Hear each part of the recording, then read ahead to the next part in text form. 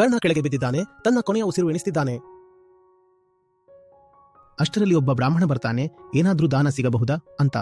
ಬಂದವನೇ ಕರ್ಣನ ಅವಸ್ಥೆ ನೋಡಿ ಅಂದುಕೊಳ್ತಾನೆ, ಅಯ್ಯೋ, ಇವನೇ ಸಾವು ಬದುಕಿನ ಮಧ್ಯೆ ಹೋರಾಡ್ತಿದ್ದಾನೆ, ಇವನಿನ್ನೇನು ಕೊಡೋಕೆ ಸಾಧ್ಯ ಅಂದ್ಕೊಳ್ತಾನೆ.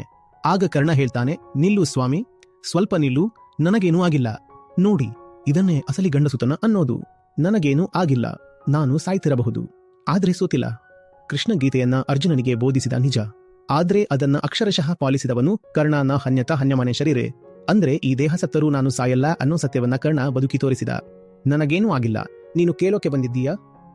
ನಾನು ಇವತ್ತಿಗೂ ದಾನಿ, ಈಗಲೂ ಕೊಡ್ತೀನಿ ಅಂತಾನೆ. ಕರ್ಣನ ಒಂದು ಹಲ್ಲು ಚಿನ್ನದ್ದಾಗಿತ್ತು ಅಂತ ಒಂದು ಕಥೆ ಇದೆ. ಜಸ್ಟ್ ಯೋಚನೆ ಮಾಡಿ, ನಮ್ಮ ಒಂದು ಹಲ್ಲು ಸುಮ್ನೆ ಸ್ವಲ್ಪ ಅಲ್ಲಾಡಿದ್ರೂ ಎಷ್ಟು ಹಿಂಸೆ ಆಗುತ್ತೆ ಹೇಳಿ. ನಿಮ್ಮಲ್ಲಿ ಯಾರ್ಯಾರು ಡೆಂಟಿಸ್ಟ್ ಹತ್ತಿರ ಹೋಗಿದ್ದೀರಾ? ಅಲ್ಲಿ ಹೋದಾಗ ಎಂಥ ಮಜಾ ಇರುತ್ತೆ ಅಂತ ನಮಗೆಲ್ಲ ಗೊತ್ತು. ಆದ್ರೆ ಇಲ್ಲಿ ಸಾಯ್ತಿರೋ ಒಬ್ಬ ಮನುಷ್ಯ ತನ್ನ ಕೈಯಿಂದಲೇ ತನ್ನ ಹಲ್ಲನ್ನ ಕಿತ್ತಿ ಆ ಬ್ರಾಹ್ಮಣನ ಪಾತ್ರೆಯಲ್ಲಿ ಹಾಕ್ತಾನೆ. ಪೂರ್ಣ ವಿರಾಮ. ನಮಗೆ ಇಂಥ ಕಿಚ್ಚಿದೆಯ ಮನುಷ್ಯರು ಬೇಕು. ಅವನು ಅಲ್ಲಿ ಕೂತುವಳ್ತಿಲ್ಲ. ಲೈಫ್ ಪೂರ್ತಿ ನಂಗೆ ಅನ್ಯಾಯವೇ ಆಯ್ತು, ಬದುಕು ನನಗೆ ಮೋಸ ಮಾಡ್ತು ಅಂತ ಕರ್ಣ ಎಲ್ಲಿಯಾದ್ರೂ ಗೋಳಾಡ್ತಿದ್ದಾನ? ಖಂಡಿತ ಇಲ್ಲ. ನಮಗೆ ಬೇಕಿರೋದು ಇಂಥ ವ್ಯಕ್ತಿತ್ವ. ನಾವು ಇಂಥವರ ವಂಶಸ್ಥರು. ಆದ್ರೆ ನಾವು ಮಾತ್ರ ದಿನ ಎದೆ ಬಡ್ಕೊಂಡು ಅಳ್ತಾ ಕೂತಿರ್ತೀವಲ್ಲ, ಇದು ನಮಗೆ ಶೋಭೆ ತರುತ್ತಾ? ವುಂಡೆಡ್ ನಾಟ್ ಹರ್ಟ್.